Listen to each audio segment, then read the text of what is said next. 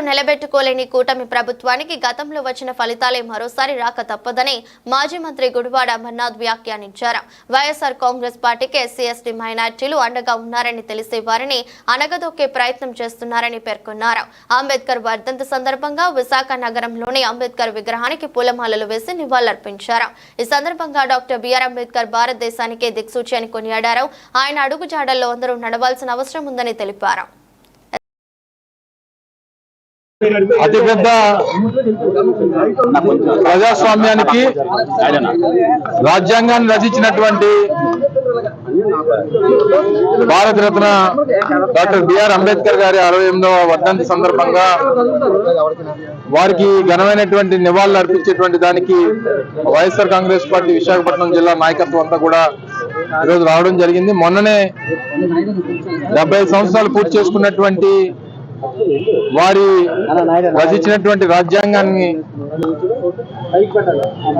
70 సంవత్సరాలు పూర్తయినటువంటి సందర్భంలో ఆ రోజు కూడా వారిని స్మరించుకునేటువంటి అవకాశం, ఇటువంటి మహానాయకుల్ని స్మరించుకునేటువంటి దానికి భావితరాలకి వారు దేశానికి చేసినటువంటి కార్యక్రమాల గురించి, ముఖ్యంగా దేశంలో ఉన్నటువంటి అనేక వర్గాలకి, బడుగు బలహీన వర్గాలకి, దేశంలో ఉన్నటువంటి అన్ని వర్గాల్ని కలపాలి, అందరూ కూడా సమానంగా ఉండాలి, అందరికీ సమానమైనటువంటి హక్కులు ఉండాలని చెప్పి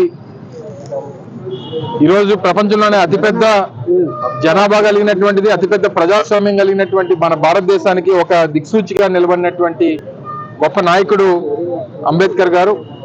మరి తప్పకుండా వారి అడుగుజాడల్లో గతంలో మేము అధికారంలో ఉన్నప్పుడు జగన్మోహన్ రెడ్డి గారు ముఖ్యమంత్రిగా వారు రచించినటువంటి రాజ్యాంగానికి అనుగుణంగా సామాన్యులకు, ముఖ్యంగా ఎస్సీ ఎస్టీ బీసీ మైనార్టీ వర్గాలకు ఏ రకమైనటువంటి సముచిత స్థానం వైఎస్ఆర్ కాంగ్రెస్ పార్టీ ప్రభుత్వంలో ఇచ్చామనేటువంటిది మీ అందరికీ తెలుసు. అప్పుడు పరిస్థితులు ఇప్పుడు పరిస్థితులు మీరంతా కూడా బేరీజు వేసుకుంటే ఈరోజు అసలు అంబేద్కర్ గారి రాజ్యాంగం అసలు రాష్ట్రంలో ఉందా అనేటువంటి విధంగా ఈరోజు పరిస్థితుల్లో రాష్ట్రంలో కేవలం వారు అధికారంలోకి వచ్చినటువంటి 6 నెలల్లోనే ఈ పరిస్థితులు ఉన్నటువంటి సందర్భంలో చాలా బాధాకరమైనటువంటి విషయం. మొన్ననే చూసాం, రాజమండ్రిలో ఒక ఎస్సీ సామాజిక వర్గానికి చెందినటువంటి యువకుడిని పూర్తిగా వ్యవస్థం చేసి ఏ రకంగా వారిని ఇబ్బంది పెట్టేటువంటి పరిస్థితులు వచ్చాయో ఇవన్నీ కూడా మనం చూస్తా ఉన్నాం.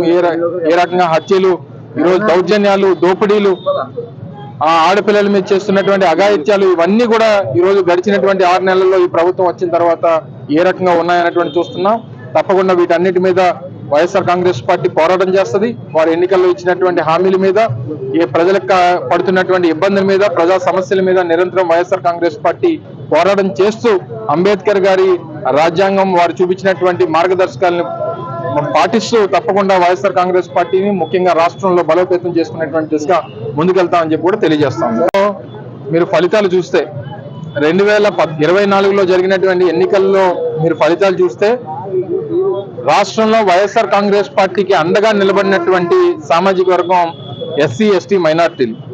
మిగిలినటువంటి అన్ని సామాజిక వర్గాలతో కంపేర్ చేస్తే బీసీలు కానీ, లేకపోతే రెడ్డిలు కానీ, కాపులు కానీ, మిగిలినటువంటి సామాజిక వర్గాలు కానీ, వీటన్నిటితో కంపేర్ చేస్తే ఎస్సీ ఎస్టీ మైనార్టీ సామాజిక వర్గాలు ఏదైతే అణగారినటువంటి వర్గాలు ఈరోజు రాష్ట్రంలో ఉన్నాయో అవన్నీ కూడా వైఎస్ఆర్ కాంగ్రెస్ పార్టీకి అండగా నిలబడ్డాయి.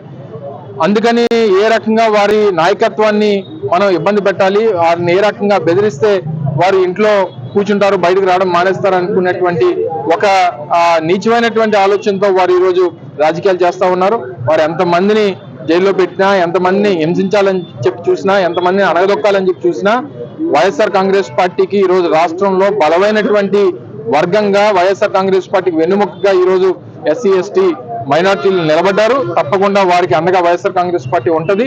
కేవలం వారు మొన్న వైఎస్ఆర్ కాంగ్రెస్ పార్టీకి అండగా నిలబడ్డారనేటువంటి ఉద్దేశంతోనే ముఖ్యంగా వారి మీద ఈ రకమైనటువంటి ఇబ్బందులు పెడుతున్నారన్నటువంటిది ప్రజలందరూ కూడా ఈ సందర్భంగా తెలియజేస్తా ఉన్నారు.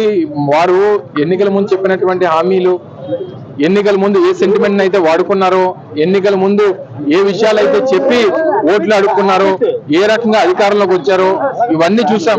సో తప్పకుండా వారు వచ్చినప్పుడల్లా ఈరోజు ఈ ప్రాంతంలో ప్రధానమైనటువంటి అంశంగా ఈరోజు స్టీల్ ప్లాంట్ ఉంది. స్టీల్ ప్లాంట్ మీద వారు ప్రకటన చేయాలని చెప్పి ఈరోజు వార్తలు కూడా చూసాం. ఈరోజు వారికి సంబంధించినటువంటి పత్రికల్లో గడిచినటువంటి 2 సంవత్సరాల్లో 7,700 కోట్ల రూపాయలు నష్టం వచ్చిందని చెప్పి స్టీల్ ప్లాంట్ కి ఒక ప్రధానమైనటువంటి ఆర్టికల్ వేశారు వాళ్ళకి సంబంధించిన. అంటే కావాలని చెప్పి స్టీల్ ప్లాంట్ ని నిర్వీర్యం చేయాలనేటువంటి ప్రయత్నం వారు చేస్తా ఉన్నారు. ఏది చేసినా వాళ్ళు ఎన్నికల్లో ఇచ్చినటువంటి హామీని నిలబెట్టుకోక తప్పదు.